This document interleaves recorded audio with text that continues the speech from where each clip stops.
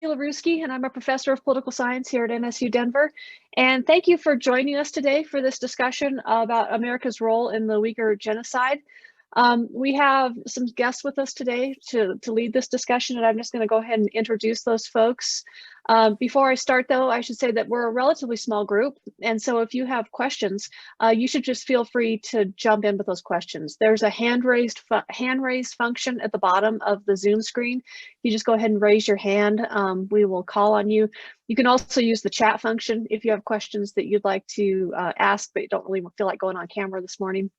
So we'll have all that available. I should also tell you that this is being recorded, and the recording will be posted to the Golda Meir site, and as well as the Canvas site for my class. So we can go ahead and get started. Our first guest today is Dr. Kendall Celise. I asked you how to pronounce your name and then I blew it. Salcito? Yeah, there we go. Thank you. She's the executive director of NomoGaia, which is part of the Truman National Security Project, and her expertise is on human rights impacts of corporate and other non-state actors worldwide, with particular attention on human rights due diligence methodologies. And her report that she released, I think it was maybe a week ago, maybe 2 weeks ago, it was the impetus for today's discussion. So I'm going to go ahead and post a link to that report in the chat if you're interested in reading about it later. Our second guest is Dr. Zoltan Varosh. He's an assistant professor at the University of Pécs in the Department of Political Science and International Studies. His research and teaching interests lie in international relations, security studies, political geography, and the geography of elections. And he has a primary focus on Chinese foreign policy in the 21st century. And he and I have, until COVID, co-taught a class on Chinese and American foreign policy during the May semesters. We're hoping to do that again. We also have with us Matt Wicks, who is a student and actually a member of my class. He is a member of the MSU Denver debate team that received an honorable mention in the 2020 Schumann Debate Challenge that was sponsored by the delegation of the European Union in the United States. And he and Joe Flores, who is also an MSU Denver student, and it was also a member of the debate team. And he, let's see, I think I have more here. The debate team that he was also a member of a different debate team that placed first in the 2021 Transatlantic Dialogues debate sponsored by the schools in Paris. He is an IDP major and in global civil rights with a minor in genocide studies. The debate team that Joe and Matt were on was an incredibly impressive team, and their topic was the Uyghur Genocide. So we've asked them to join us today. And I guess I'd like to start with Joe and Matt. Can you give us a little background on the Uyghur Genocide for those of us who are less familiar with it, and talk maybe about why you chose this to be your topic for your debate? I'm happy to give a little backgrounder on a situation in Xinjiang. So basically, Uyghur Genocide today has been going on for quite a while, long before this decade and even the past decade. Xinjiang, for those who don't know, is seated in western China, desert mountainous region. And there are the Uyghurs, who are majority Sunni Muslim. They have old ties to the Turkic ethnicity. So think the same situation as Turkey overall. And they also have cultural ties to China as well. So they're really unique to themselves and what they kind of occupy as far as having a cultural background and identity. Basically, almost similar to the US Manifest Destiny, China and the Qing dynasty kind of moved westward to expand and bring areas into mainland China to absorb into the empire. And in there, they encountered the Uyghurs, and ever since they've been trying to constantly kind of assert control and dominance over them, to kind of assimilate them into their idea of China. So that had ramifications then, obviously, in Imperial China. It changed again during World War II and after World War II when the communist expansion took over. And it changed again in the 80s and 90s, where they increasingly viewed the Uyghurs as being hostile to their idea of progress at the time. So leading up to today, what China's trying to do to the Uyghurs overall is try to, again, coerce them into having this admiration for the CCP, the Chinese Communist Party. And it's horrifying. They're essentially putting these Uyghurs into re-education camps, or what they call re-education camps. They're burning Qurans, they're forcing them to shave their beards. In some instances, there's forced hysterectomies onto the women. It's just a nasty situation. It's disheartening in a lot of ways.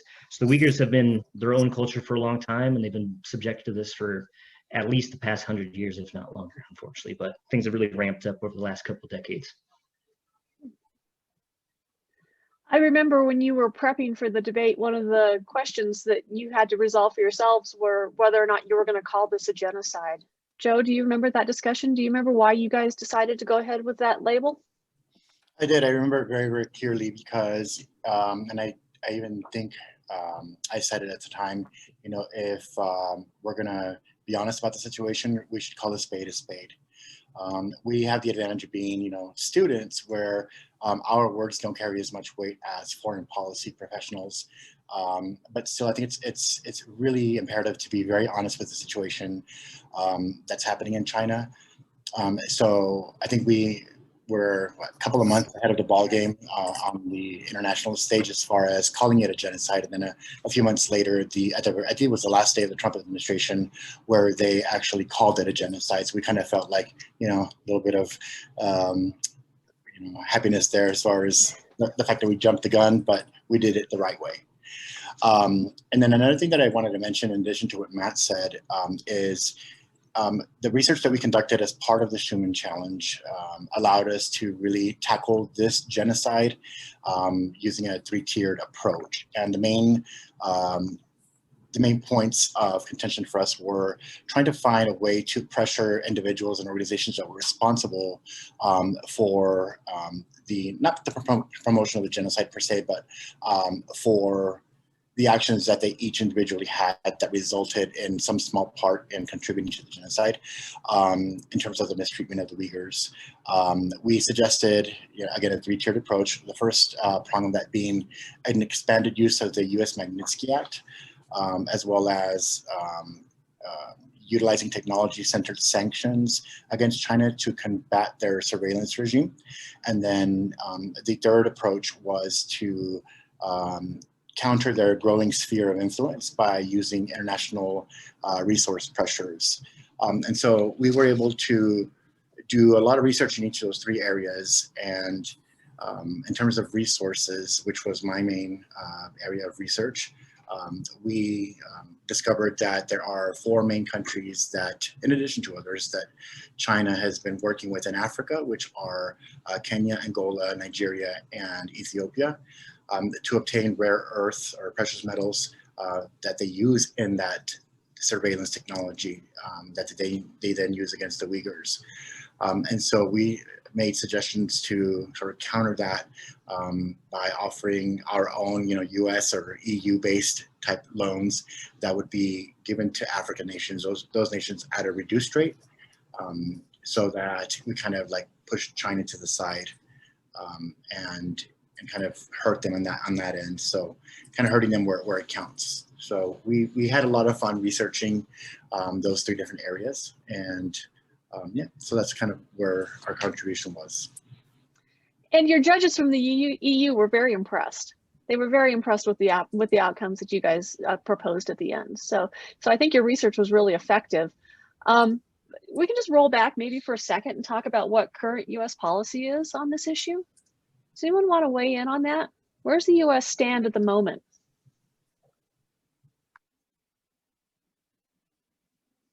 I could just jump in real quick. So for the past year, coming on a year and a half now, the U.S. has used the Magnitsky Act, which you guys heard Joe reference when he's talking about our Schuman Challenge.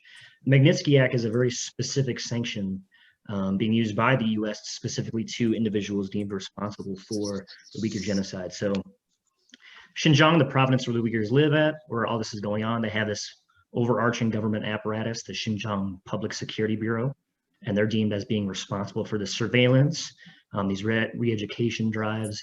So really the US policy has been to use direct sanctions against that entity and like 4 or 5 people that work within the entity, mostly to avoid having an inadvertent effect of sanctioning, I guess, that region overall, because you don't want to end up hurting the Uyghurs. But the goal is to kind of look at these top officials and hold them accountable for these atrocities going on. So that's the current policy with the Magnitsky Act. Oh, could I say something, please? Yeah, go ahead, Michael. I've actually heard like rumors going around in Congress that they want a possible boycott in China, economic-wise, because of those situations that are going on right now with human rights, lack of democracy. Do you think that could?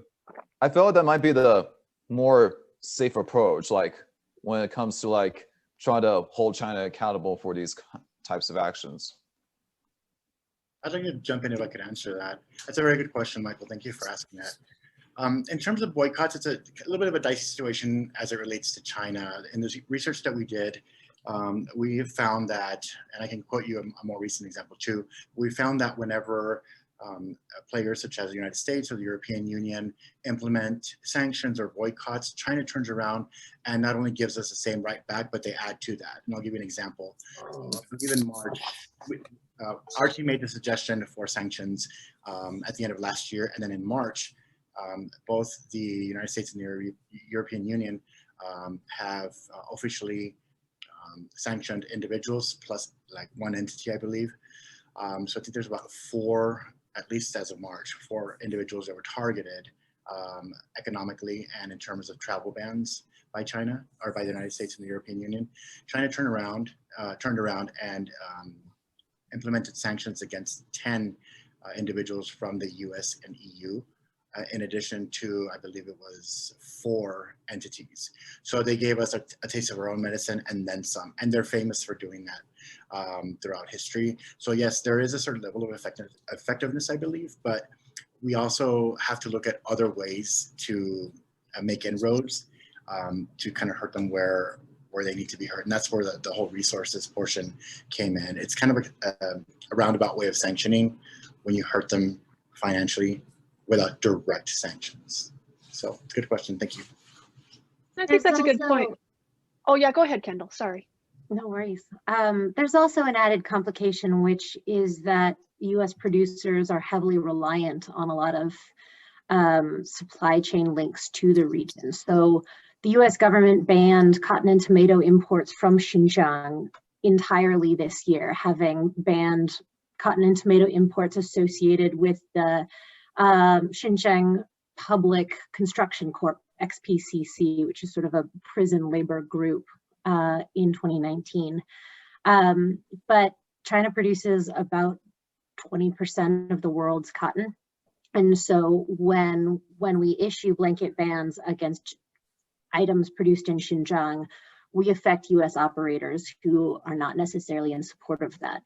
The solar industry is heavily reliant on China for photovoltaic panels and also for the processed materials. So roughly, I think 80% of polysilicon, which is a crucial component of photovoltaic panels, comes from China, and over half of that comes from Xinjiang. So a boycott would be incredibly effective, but would be, essentially from the US standpoint, it's politically non-viable, which I think goes back to Joe's point that a little more nuance is needed here.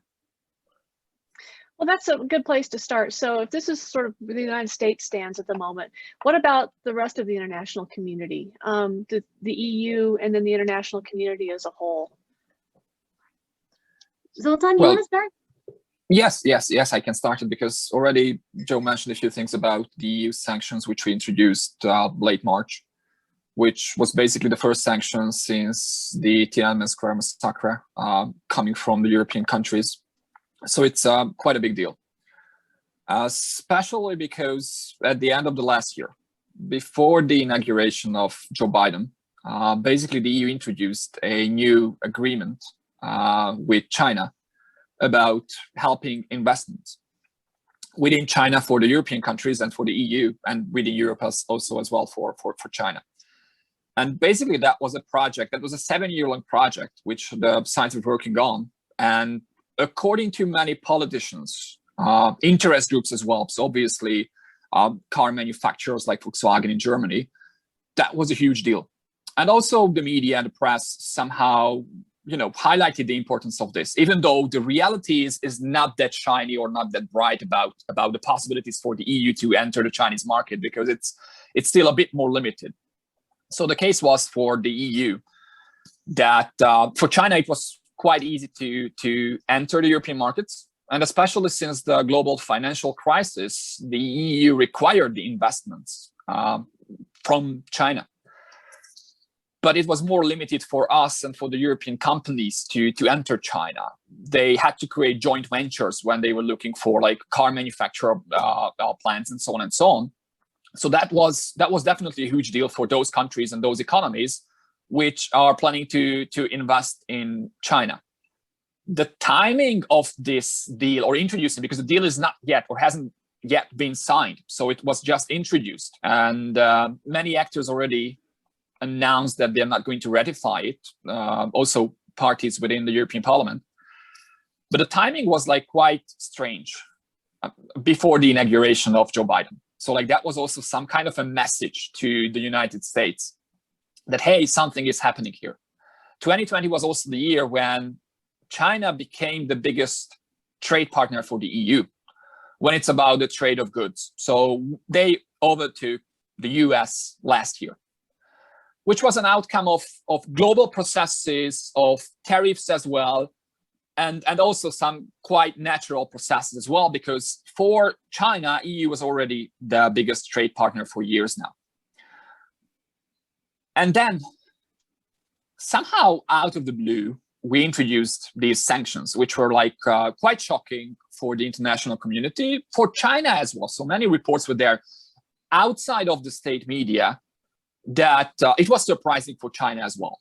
Maybe they underestimated the opinions within the EU, but you were right, Joe, in a way that we introduced that against 4 individuals. Later on, we were joined by Canada, the US, and the United Kingdom as well, and against one entity, which is the Public Security Service within Xinjiang. And then that day, that exact day, we received a counter-sanction against 10 individuals and 4 organizations, among those actually research institutions as well, which are like, reporting about China and obviously, researching what's going on within China. So what you were talking about is this, when it's about the boycott or sanctions or introducing some kind of steps against China, the economic interdependency within this globalized world, when we look at the big picture, or these bilateral relations, if we look at the EU and China, they make it pretty close to impossible to introduce such deals, because eventually we would be the ones to suffer or struggle, as the example of that Swedish company H&M shows, which is under a boycott within China, even though their report on limiting buying cotton from Xinjiang was coming from last year. And then this was the time when they decided to, pick it up, and then, hey, we shouldn't support them. They started to blur the products which were coming from H&M on television, on state television. So eventually the tools China have, because of this interdependency, are like something which we cannot really estimate or understand, because eventually probably China is the country which will not be easy to, or will be impossible to boycott or use sanctions against. And apart from this financial boycott, and I still can add many things to that, but I guess Kendall also has many things to add. Boycotting the Olympic Games, the Winter Olympic Games, which might come, is on the table. So far, only in some comments. I wouldn't say it's going to happen, but it might remind us some historical events and boycotts from the past. When during the Cold War, we had the very same and similar discussions. So the people might have the feeling that we are heading back to those strange times where we are not going to have another strange war. But right now it's going to be maybe China who is on one side. On the other hand, I wouldn't rule out the Russian role, of course, because that's also quite interesting, not just because of the American-Russian relations. Recently, I guess that's again on the table, but also because of the EU-Russian relations as well. Oh, good. So I can brush off all my bipolarity literature. Fabulous. So Kendall, would you like to talk a little bit about the international institutional response? I know your report was specifically about the IFC. Yeah, you know, I think that Zoltan and Joe and Matt's point about governments trying to make statements and issue sanctions and facing blowback is an important one. Australia was one of the first countries to claim that they were going to do something, and they and Japan both proposed bills to sanction products from Xinjiang, and those have both stalled. So, you know, essentially we've sort of left it to companies to take this on themselves. The UK has modified its modern slavery fine policy to directly penalize companies credibly linked to Xinjiang abuses, while the UK is reluctant to legally enforce anything on their own. Auditors from French, UK, German, US firms are now refusing to conduct audits in the region, partly citing safety risks to their auditors, but also noting just extreme restrictions on their access to information and access to laborers. And industry associations have to some extent sort of taken the lead. So the Fair Labor Association, which is kind of a notoriously sort of milquetoast advocate for worker welfare, has barred all members from sourcing any materials from Xinjiang. Now, the development finance institutions, particularly the World Bank's private lending arm, the International Finance Corporation, IFC, has been much more in line with the government response, which is to avoid taking any real action. The IFC hasn't come out against repression of Uyghurs, hasn't made any statements whatsoever about Xinjiang, and it's been similar to the European Investment Bank, the Asian Development Bank. Development finance institutions are sort of visibly doing nothing in this space, which is notable because they all have investments in the region. And doesn't the IFC and the World Bank generally have haven't they affirmatively taken on the obligation to watch these things?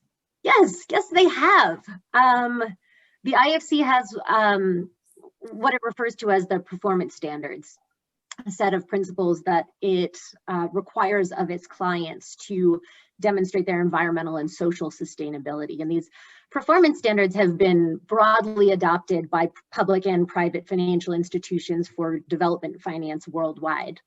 And the seventh one, PS7, is explicitly dedicated to safeguarding the rights of indigenous peoples. And so insofar as Uyghur people speak their own language, have historic ties to land, have cultural relationships to resources and territory, and self-identify as distinct from Han Chinese people, they qualify as indigenous under IFC's own definitions. So yes, in principle, IFC should not only be screening for potential restrictions on their self-determination rights, but actively safeguarding their right to participate in their own cultural heritage. So we have a question that came in through the chat, and it is it's asking about why international institutions and other states have been slow to recognize this as a genocide, why it took the United States, for example, so long. The Biden administration has extended that, right? They have also called this a genocide. But I think it's interesting that Human Rights Watch came out with a report just a couple days ago where they declined to call this situation a genocide. So do you have some sense about what goes into that calculus for international institutions or for states? Yeah, the term genocide is notoriously hard to pin down. It was created because the atrocities sort of move beyond the language that we had to deal with them, and generally the concept links to mass extermination of a population, meaning murder. And this has been referred to as a cultural genocide because Uyghurs aren't being murdered as live people. They're being culturally eliminated simultaneous with drastic draconian restrictions on childbirth, which has caused the birth rates in the region to plummet, and their children have been institutionalized while the adults are imprisoned and sent to labor. So they're being culturally separated from their families. But there's also been just incredibly powerful blowback from China. The Economist ran a series of articles about the cultural genocide of Uyghurs in Xinjiang. And the following week, The Economist also ran an article saying it's not really genocide. And the language in it was so demonstrably aligned with Chinese state media and official lines on how this isn't really that. I don't know if anyone else wants to weigh in on that too.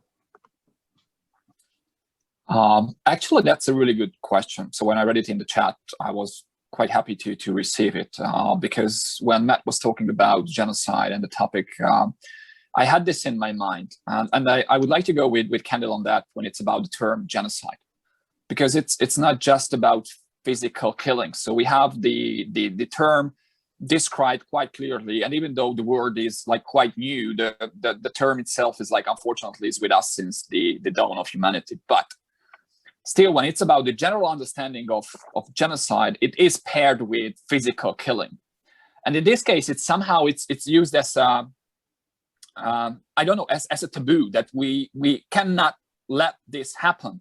And I would say that this is connected to some structural malfunctions of this post-Second World War system as well, with the institutions where we created the United Nations, the different organizations. And when we look at the agreements and the documents, obviously we were here to create security and peace and create this global community. And within this picture, obviously talking about these serious issues, which we couldn't stop, is something which would be, to admit that these can happen would be a failure for us as well. And what I can see that together with this malfunction, Rwanda in 94 was there. But since that, and that's why I like the question, we do know that there were many other issues as well. Yemen is there, which is the biggest humanitarian disaster in the past few years. And still the most critical situation is in Yemen. Basically, we don't know anything about it. I mean, the media barely reports about it, and we don't really care about what's going on with those citizens, basically unprotected citizens, especially since COVID-19 is here. Obviously, we have other issues to focus on. The Rohingya crisis, again, which was motivated by economic interests as well, because of the gas fields close to the hometowns of the Rohingya people, the Muslim minority. And right now we have the Uyghur people. And what you mentioned also, Sheila, there are papers which are highlighting that we can and should talk about genocide. And then are some organizations who are afraid to call it a genocide because that would be too scary. I guess the word too scary is okay to use here, that we don't want to go there, and we are afraid of the consequences and the lack of possible solutions, how to react on these, especially in this case. But I would go with the Rohingya crisis as well, because no countries who have actual power had interest in Myanmar except for China, where the Chinese interest was basically about the gas fields and the pipelines. So my response would be that because of these malfunctions within the international system, the lack of interest can lead to such issues, and the fact that we are trying to, cover this reality and try to turn away a bit. In the case of the Rohingya crisis, that was not easy because we had the footages, we had the photos, everything was there in the media. But I could see that, and through my students as well, that at one point it was like, pointless to watch these videos for minutes and minutes. And then later on, even BBC started to have only short segments of what's going on in Myanmar to highlight the importance of the case. But, the media is not working like this. It's not about 15 minutes of fame anymore. It's like 15 seconds what we have in the media. If you cannot tell it in 15 seconds, then no one is going to listen, or because that's how the world works like. So I would criticize this international structure as well, in a way that we have these problematic issues. And right now, I think that the UN organizations, because of the growing importance of China, because of the financial contribution, because of the personal contribution as well, we could see that with the World Health Organization as well. Well, interests are there behind these organizations, and these interests are, many cases, are not about solutions for those individuals who suffer within these conflicts. So another question came up in the chat, and it asks about comparing the Uyghur situation to the situation in Tibet. Would you also characterize the Tibetan situation as cultural genocide? Is that been a position that's been taken in the international community? You know, I think that the difference between Tibet and Xinjiang, you know, the Tibet model was directly used in Xinjiang. I think the difference is a matter of speed and scale. So the same personnel that led the implementation of the current interventions in Xinjiang came from Tibet. And to control sort of the self-expression and self-immolation that was going on in Tibet, they started jailing people for being outspoken. And so the harsh crackdown and the imprisonment was a Tibetan model. But it also was sort of rolled out over decades. And while Matt described the long-term experience of Uyghurs interacting with the Chinese state, there was a real escalation in Xinjiang starting in 2016. So, you know, sort of 2009, there were crackdowns on expressions of religious freedom in 2009. And then in 2013, there was a rollout of surveillance technology.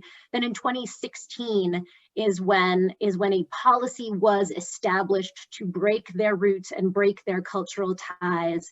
And the Chinese authorities publicly stated that probably a third of the Uyghur population was terrorists and should be re-educated. And that explicit language and such a rapid timeline for eliminating cultural expression is unprecedented in China, which is, I think, why the model that was created in Tibet explicitly to restrict cultural demonstrations is viewed in a different light in Xinjiang. And I hope that helps, Ellie. Feel free to weigh in again. So if we can just sort of pull back again, one of the great hopes of the post-World War II liberal international order was that increasing economic integration and trade would, more attention to human rights would be kind of a coattail effect of increased economic integration. And here we are 80 years out. Do you think that model was just wildly off the mark? Do you see any relationship between trade integration and human rights, respect for human rights? I want someone else to jump in first because I'm going to talk too long.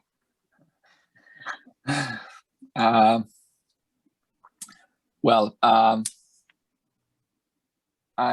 have the feeling that it has to do a lot with the failed models when it was about development, and those development models which try to describe how the developing countries, the former global South countries, can, catch up the developed states, catch up the Western states.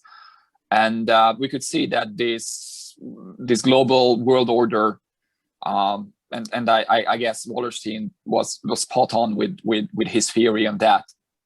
Basically, they couldn't really develop in a way, and we could see that when it's about trying to catch up, these latecomers face the new technologies, the new trends, the new global issues and challenges at a point when they still had underdeveloped societies, or within the societies, the need for democratic elections, institutions was still not there or were not created. And in this regard, what we can see, and it's not a Chinese process, what we can see right now regarding Xinjiang province or with the economy, that many of these Asian economies, emerging economies, these latecomers, they emphasize the importance of the economic growth. They emphasize the importance of the economy. It's not really about not respecting human rights or not knowing about human rights. It's the fact that it's a purpose that they put it aside because they see it as a problem, a blocking issue which would just slow down their economic growth. And that's not just there in China. Many other Asian economies has this, that they do know about human rights, or they might have different interpretations, which is definitely happening in China when it's about human rights. But the fact that they try to introduce economic growth somehow to catch up the world, catch up with the developed countries, and then later on they still have time to solve these issues and such issues. I have this feeling. So, and it's not just Chinese. We cannot just say that this is just about China. In Asia, many of these emerging economies are looking at their possibilities in the very same way. I would love to jump in there if I could.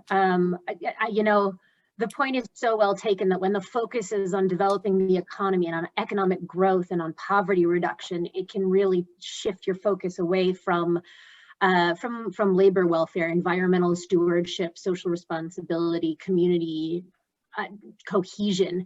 And this kind of comes back to Sheila's earlier question about the IFC performance standards. There was this expectation that development finance, global development finance, would be promoting improved conditions across the board. And, in reality, if the IFC had implemented its performance standards in its investments in Xinjiang, they wouldn't be facing this pushback right now, because it would be impossible to invest in a pharmaceutical company that's only setting up new operations directly adjacent to giant sprawling prison complexes, an agricultural inputs project that is using exploited Uyghur labor through government labor brokers, a lead smelter on top of a Uyghur cultural irrigation network that was part of the social structure of communities, as well as the source of water for their desert farming. It wouldn't be possible because the performance standards would have flagged it. But in the name of the expediency, the need to reduce poverty, IFC bypassed its own standards, and China was more than happy to go with that. And I think that, I think that Zoltan's other point, that this is not specific to China, is equally critical. I think part of why the IFC is so stuck in Xinjiang now is that it hasn't implemented these standards elsewhere either. And so it can't turn to the world's second largest economy and its second largest borrower and say, hey, you need to implement these standards or else, when it hasn't enforced that anywhere else. And someone in the chat actually pointed out that this link to manifest destiny is interesting and compelling. I mean, the reality is that Chinese state media uses our genocide of the Native Americans and a refusal to apologies as a basis for continuing what they're doing. All over Chinese state media last month, they were reporting that the first suburb of the United States has issued a reparations policy towards formerly enslaved or descendants of slaves. It was Evanston, Illinois. So, if we lack credibility on genocide of our own Native American populations, if we lack credibility on trafficked and forced labor, then it's really hard to tell China to do better. And obviously we can't rewrite our history. We can't, we could accelerate our better treatment of these populations, but we could also, IFC could implement the performance standards in less powerful countries and then create a track record of making clients adhere to environmental and socially sustainable practices elsewhere, and then turn back to China and say, we made Myanmar not commit genocide against the Rohingya. We have to do the same to you. We made we made glass makers in the Tigray region of Ethiopia not commit gang rapes against ethnic minorities. So we have to require the same of you. And you know, if we're not going to use the weight of development finance and of U.S. Authority in smaller countries that are less influential and less powerful, then we don't stand a chance trying to affect behaviors in China. I think that's a really good point. I wanted to ask Matt and Joe about this question as well, because I know that part of your proposal were sort of very targeted economic sanctions. And I wonder if you find the economic entanglement between the United States, the EU, and China, does that make those kinds of economic sanctions more problematic? Does it tie does the entanglement tie the hands of those actors who would like to step in and try to resolve some of this?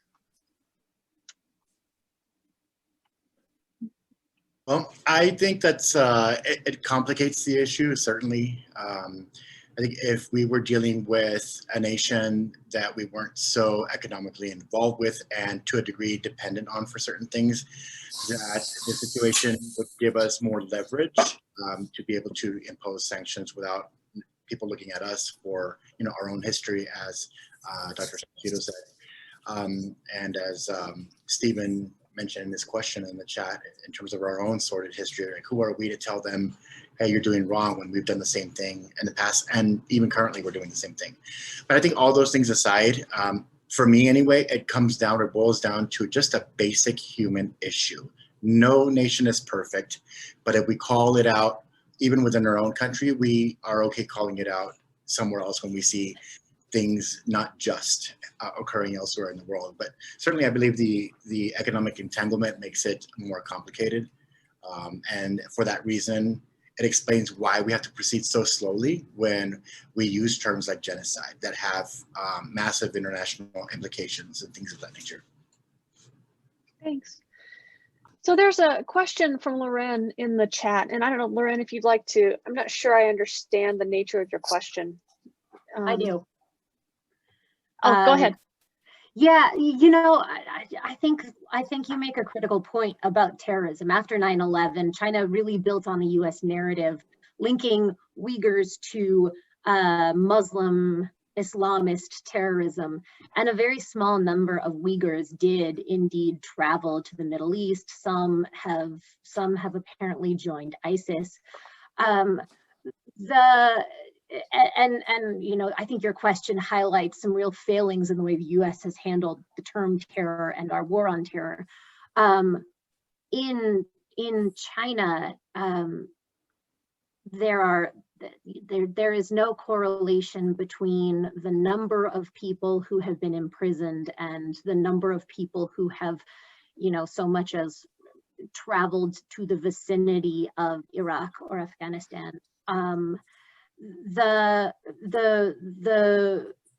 way that imprisonment is being carried out is that a software system has been developed called the iJob, which is used to aggregate biometric data as well as all of your cell phone data, all of your travel data, all of your behavioral data, and checking in with you on where you've gone. So you can be imprisoned for such radical behaviors as having a cell phone that can't be tracked, or attending a mosque that isn't state sanctioned, or having too long of hair, or refusing to have a drink of alcohol. You can be imprisoned for using WhatsApp, for talking to a family member in Kazakhstan. So the idea that links to terrorism are being identified in the iJob is just so far from the reality of the scope of imprisonable offenses. But the root narrative that you're describing there is absolutely a critical narrative for the Chinese state. Thanks. Timothy, do you have a question? Oh, there it is. So Timothy's put a couple questions in the chat. has the U.S. administration shown any signs of improved policy towards the issue and other issues in China in general? So I guess we can start there. Have you noticed any changes from the Biden administration to, well, I guess the Trump administration changed its policy in, January 19th. So any other changes that you've noticed? Zoltan, do you want to weigh in? Well, in my understanding, not really, or not yet. Obviously, we cannot talk about, a long period. So we could see that the Biden administration tried to focus on the two challenges within the international arena, Russia and China as well. We could see through those meetings and plans to have those meetings that Biden is also somehow, and the American foreign policy is not just defined by the previous administration's foreign policy, but by the global economic processes as well. You cannot go back to pre-2016 because the world has changed. You cannot go back to those times when you were vice president because the situation is different with China, with the global economy, with their position within the globe. So we have to understand also that China is always adapting and readapting to the new changes and challenges which they might face. But what is for sure that they completely understood the rules of this global economy and they enjoyed it. So when we're looking at the Chinese economy, it was made possible because of globalization, because of this, if we call it this post-Second World War world order, then basically that created China as well. So Biden, the American foreign policy faces this challenge, which is a challenge which is going to stay with us, I would say. In a few terms, in a few ways, Biden is going to go on along with that path which Trump somehow created, or where the American foreign policy was forced to create that path. The question is about how cooperative can the US be with China on the global levels? And I think that the key word here is balancing. Maybe not for the US. Obviously, we are talking about the US as the world hegemon. So I'm not saying that the US has to balance. But it seems that all the other regions and countries somehow has to balance within this world, within this quite uncertain world, in between the United States and China, in some cases between Russia as well. And I'm saying this because just lately I've read a PhD dissertation as well. I had to evaluate it. It was about the Philippines and how they have to balance within that region, within Southeast Asia, between the Chinese dominance and the returning American presence, or the re-arrival of the American presence there. And that's quite important. And I guess balancing is going to be the key word in the upcoming years, because the Chinese economy is not going to disappear. They're not going to go away. And they have that goal not to become the world leader, but to become the world's biggest economy. That's something which was taken away from them, according to their perspective, and how they are building up on this Chinese nationalism lately, trying to create identity for the Chinese citizens within China. That's the centerpiece of the Chinese identity. We were once the biggest economy in the globe, and we would like to just get back to that well-deserved position.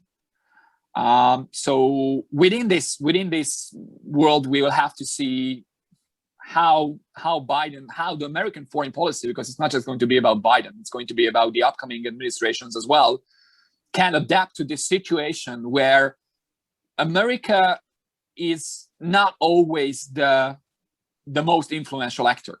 If we look at that region, if we look at Asia, and the RCEP, the creation of that new economic agreement between China and all of these major countries within the region, America is not among those. I'm pretty sure we are talking about an even growing dominance of China in that hemisphere of the world. Well, and to that point, that it's not binary. The Biden administration did pull together meetings of 5 major Democratic countries in the region slated for later this month. I think it's being hosted in Jakarta, and it's Indonesia, Philippines, Japan, Thailand. No, not Thailand. The juntas aren't showing up. So I think they're doing something. I think Tim's second question on links between this situation and the issues in Hong Kong are critically important to be thinking about. I have colleagues in Hong Kong that I used to communicate freely with, and they now reply to my emails with, please don't email me about Xinjiang. Please don't email me on this address about human rights issues. They're keenly aware that they're being surveilled for signs of infidelity to the state, and you know that's like there is a shift in the dynamic across China. So the crackdown in Hong Kong, I see as linked to a broader surveillance state and sense of insecurity of populations that were accustomed to some level of autonomy. Vic has great questions in here too. What's an advocacy target that makes sense for US citizens? Is the US Executive Director of the IFC named yet, for example? No. And the US National Contact Point for OECD complaints about human rights also hasn't been named yet, but those will be good advocacy targets, which is an awesome point. And then what is the role of the US in the genocide specifically? Is it primarily via inaction? You know, I don't think it's just inaction. I think it's also that our economy is so reliant on suppliers from the region that we are reluctant to take a strong stance. So like if the Biden administration is very interested in seeing a green and economic revolution, which is going to hinge on some solar and wind power, and a ton of that comes out of Xinjiang. And so, you know, not enforcing standards to lenders is one thing, but our companies are so reliant on the region. And maybe others want to weigh in on that. And there are two more questions, but I've stolen the mic now. I thought that Michael's question is very interesting. Are there other kinds of pain points short of boycotts and tariffs that might be a useful in? So I think that the idea of boycotts and tariffs is deeply problematic because of the reasons you've just stated. But are there other places where China is vulnerable to international opinion, or are they just so, you know, feeling their strength that international opinion's irrelevant? I mean, I'd be interested in other people's thoughts on this too. I know this was part of the focus of the debate last year, but you know, we could also incentivize sourcing from other regions. We could make it appealing to not contribute to genocide. And I don't believe that companies care enough about reputational risk, but I do think that as long as Xinjiang is the cheapest place to source goods, it'll be a problem. So they need, the companies probably need economic incentives to be sourcing Norwegian silicon. And I think that if you strategically couple the enforcement of your standards everywhere else in the world and give a financial benefit to sourcing things from not Xinjiang, that could really help. Matt and Joe, do you want to add? Because you found some additional pain points, I think, too.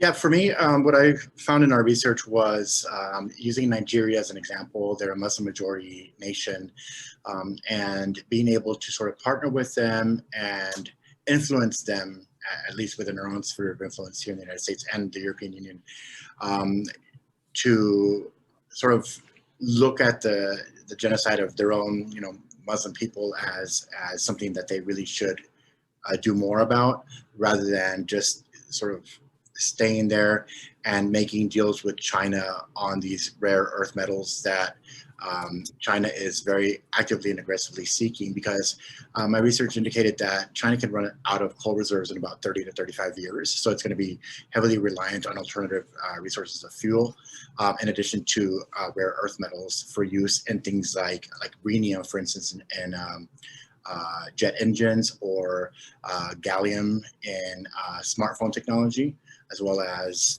indium in a flat panel display. So all of these things that they, because they're a growing economy and their middle class is growing and rising, they have demands from the middle class now that they didn't used to have before to that degree. So now they're very aggressively seeking these things out in countries like Nigeria and Kenya and Angola and Ethiopia, as I mentioned earlier. So for the United States and the European Union to join together and collaborate to offer these infrastructure loans as well, which is what these nations in Africa are seeking at a much lower rate, would be a good sort of approach or strategy that is not necessarily sanction-based or tariff-based, but it would hurt them where it would count. So that, in addition to just a basic, human things such as boycotting the Olympics, as Dr. Varosh said earlier, would be effective because you have companies like Coca-Cola, Airbnb, Intel, and Samsung, who are sponsors of the Beijing Winter Olympics next year. If they took a stand, which I don't think that any of them have yet, Kendall, if you'd like to jump in, or Dr. Varosh, if you happen to know, but I don't believe any of them have jumped in and taken a hard stance against what's happening in China. And also athletes, pressuring the athletes who are going to be competing in the Olympics to use their own social media accounts to take a stand for human rights, to speak out against the abuses in China. I think those types of approaches also would be effective, and in some degrees maybe even more effective than just a typical sanction. Because what could then China hit us back with if we take that approach? We don't know. I would add a few things to that, because that's again a great topic and a great question. And I would go with Joe in a way that I think that my answer would be where we or the world might do something against China is the image of China. So I don't really think that with the economy we can do anything because of the interdependency. But the Chinese are quite proud of their image as a responsible power, and also as a country which is leading the former global south, leading the developing countries, also as a former colony, somehow representing these developing countries in this global arena against the developed countries. And we could see through the COVID pandemic that can hurt China, and that can create some chaotic weeks as well for China on how to react on Wuhan, how to react on the fact that basically this is originating from China. And we could see that can be something where it is possible to hurt the Chinese proud in that sense. And that's why I would say the boycott of the Olympic Games, which they tried to or started to talk about, can be something which or where we can hurt or where the world can hurt China. Again, they are organizing these events.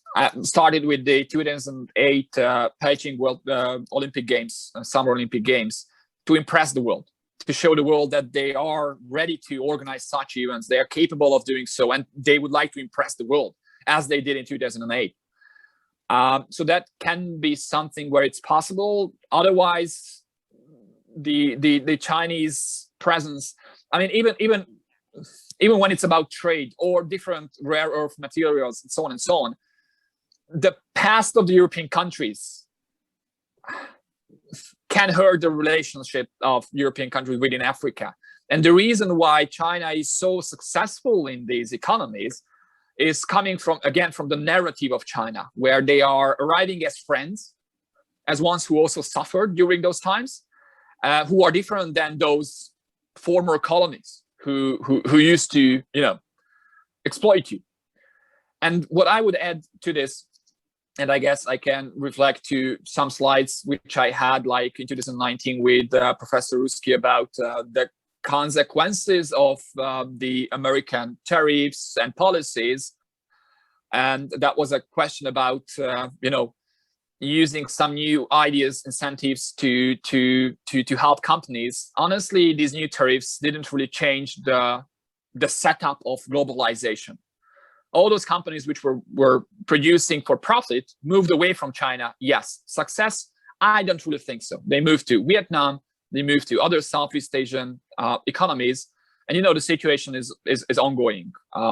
Child labor, low wages. So the whole structure is based upon creating and producing profit, and within this, China is again just a symptom. Not even, we can call China as the world's factory, but slowly we can call them as the world's innovator. Coming from the new patents, the new innovations and technologies, China is gradually changing into a core country, which can be scary as well for the upcoming years and decades when it's about the global processes from the perspective of human rights, for instance. Vic has another fabulous question in the chat, and it's about how to engage this argument from a more theoretical perspective. So his point here is that in government, there's often folks who take kind of a realist or a strategic realist approach and focus only on local national interests. And is there a way to engage this argument that steps around that kind of rhetoric? You know, I don't, human rights abuses are really cost effective. It is way cheaper. It is way more profitable to violate human rights than to not violate human rights. If that were not true, we wouldn't have had to fight a civil war in this country. Like, slavery wasn't because people wanted to be bad. It's because it was lucrative. So, you know, like, I don't think we can realistically make a strategic argument for our values. We wrote the Universal Declaration of Human Rights in collaboration with China, with every state that existed in 1948, and we combined their Eastern values of economic and social rights with our civil and political rights from the West, and put them all in one single document to say, like, we are committed to not destroying humanity like we have just done in the course of this horrific war. Like, that was the entire point of human rights. It was to say, like, nothing is worth doing to the planet and to our society is what we have done. And if that's what we meant when we signed that document alongside everyone else, then those stated values have to be the basis for decision making, even if it is less lucrative and less expedient. And I don't know how else to engage in conversations about human rights if not about, you know, the very, very real destruction and heartbreak and screams and cries of humanity that triggered that kind of global cohesion. Does anyone want to add anything to that discussion? Yeah, if I may, really quick. I feel like talking about the theories of this kind of international relations perspectives, I feel like the line between realists and, if you want to pose that with the idealist or liberalist, can be blurred sometimes. And I think to Kendall's point about how out of World War II we emerged with this Universal Declaration of Human Rights is something important to consider, because I think one of the biggest lessons of World War II is that people understood how easily things could devolve into these conflicts, and how horrifying they can be, especially with genocide. So I think in some interesting way, the realists can influence that and enact policies that seek to kind of counteract these terrible things that can emerge. So I think in realists, there actually is a school within there that you can kind of tap into and say, these things are important, and realists often kind of help structure policies to help combat that, I guess, things like genocide. Thank you. So I want to see if anyone else has any questions, any issues that we haven't really touched on yet. Give you a couple seconds.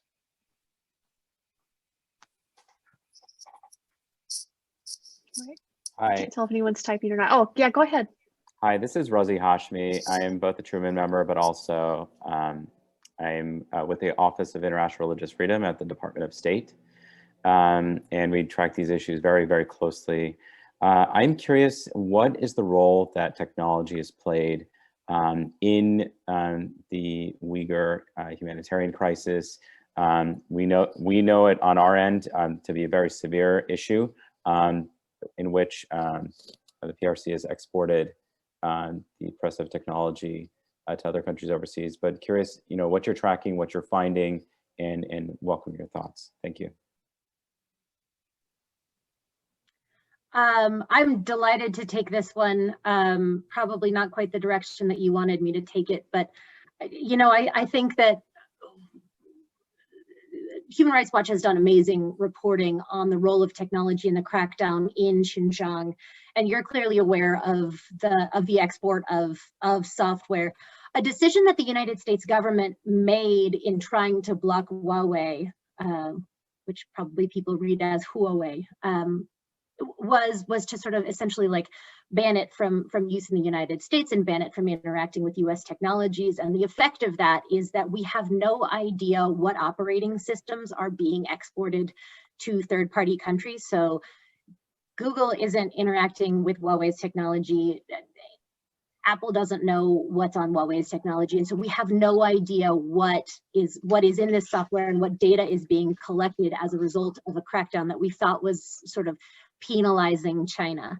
And we're aware that China is tracking the relatives and friends of imprisoned Uyghurs, and we are aware that they are monitoring the activities of Uyghurs outside of the state. And while you know there are limits on how far they can get inside the United States, we have no idea how deep their reach is into other countries, particularly developing countries in China's neighboring countries where this software has been exported.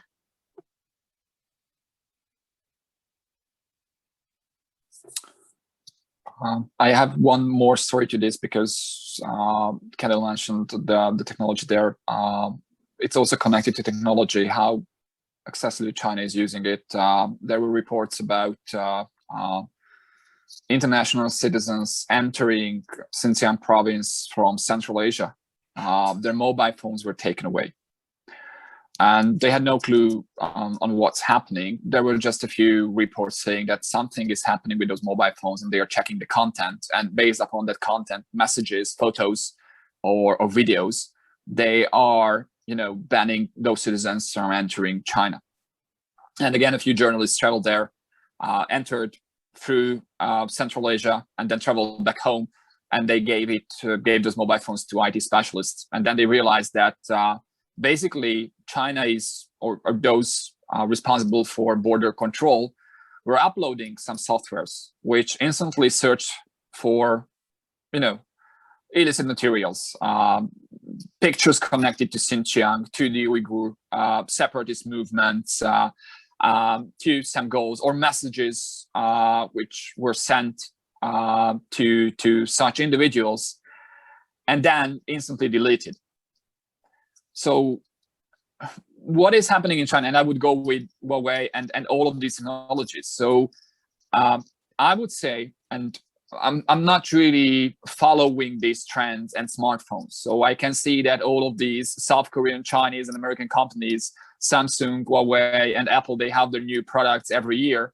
I don't know how to compare them, but according to many independent analysts, when it's about the technology, the Chinese is the best one. When it's about, I don't know, megapixels of the cameras, and also how fast they are, and so on and so on. So like what they did there, and also we can, turn back to Apple as well, that when you are buying a new Apple, obviously it's just the design which is happening in Cupertino, assembled in China, but right now in India as well, and many issues are there in India as well, which we can talk about with Indian factories. But basically, the technology there in China is probably the best, or close to the best, or really close to the Western European and American levels.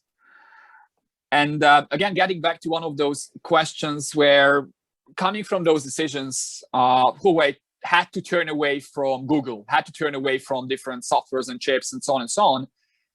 I think that's just, created a process, a faster process to create their own infrastructure, create their own ecosystem, create a separate parallel world.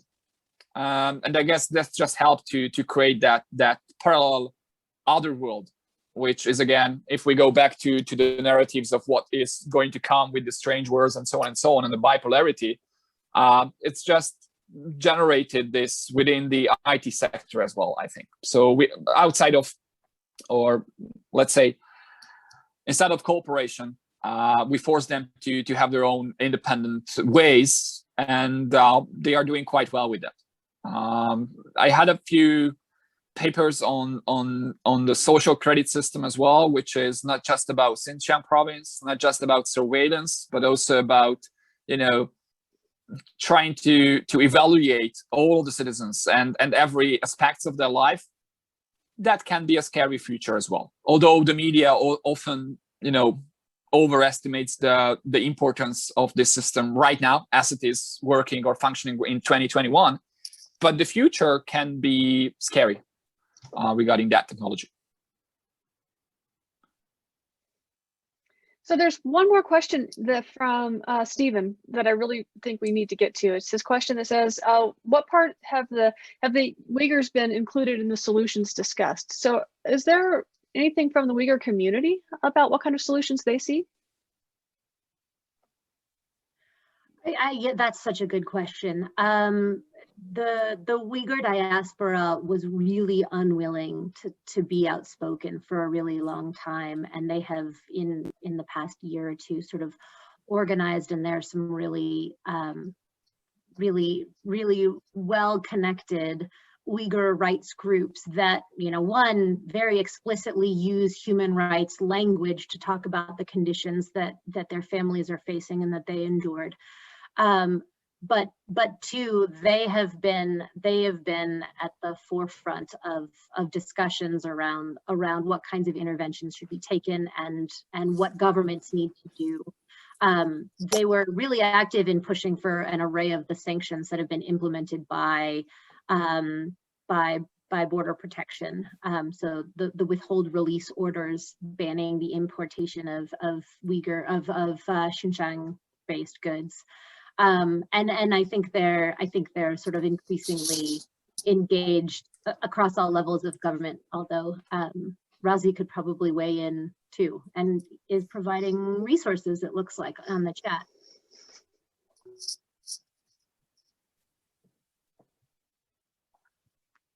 Razi, would you like to weigh in? No, I was trying to copy some resources to the group, but yeah, the couple of organizations that we've worked with include the Uyghur World Congress. Let me turn on my video. The Uyghur World Congress, the Uyghur Human Rights Project, and the Uyghur American Association. Separately, our office produces an annual International Religious Freedom Report, does cover Xinjiang province and the abuses that have taken place. Recommend you check that out. I think the New York Times has done a fantastic job at covering and documenting cases, instances. There's the daily podcast that they also host has had, I think, 4 or 5 episodes focused on the Uyghur humanitarian crisis. I don't know why it's not copying, but I'll send the resources to the host, and hopefully you all can share it around to the rest of the group. Yeah, that'd be fabulous. Thank you so much. Well, we're coming to the end of our time here, and I thought it would be appropriate, since we began with the perspective of MSU Denver students, I thought it'd be nice to end there as well. And so do you have anything you'd like to add to end us up? I'd like to, if I can kind of give a more like a closing remark, a little bit of speech that I prepared, just kind of to capture the whole, at least from my point of view as someone who researched it from a student perspective for these debates on foreign policy, the whole pathos of the situation happening in Xinjiang, if I may. Yeah, absolutely. China has long said that it does not like other countries to meddle in its internal affairs. But I'm here today to say that human affairs are international affairs. Concern for our fellow human being knows no boundaries. It is not impeded by political borders nor by deceitful, misguided attempts at so-called self-preservation by any government, state, administration, institution, policy, law, or wrongful thinking. China has a long history as one of the greatest empires that the world has ever seen. It has given the world many beautiful gifts throughout the centuries. It has also given the world some of its worst nightmares. And so my message for China today is clear. The world would like nothing more than a fair and just China as one of its major players on the international stage. It wants a China that can be relied upon to assert its role as a respectable major world power. Until it ends the atrocities of the genocide taking place every day in Xinjiang, China will never be able to earn a rightful place at the international table of human rights. The time for China to change that reality begins today. Thank you. That's very nice. Yeah, I think that's a fabulous place to end. I'd like to thank all the panelists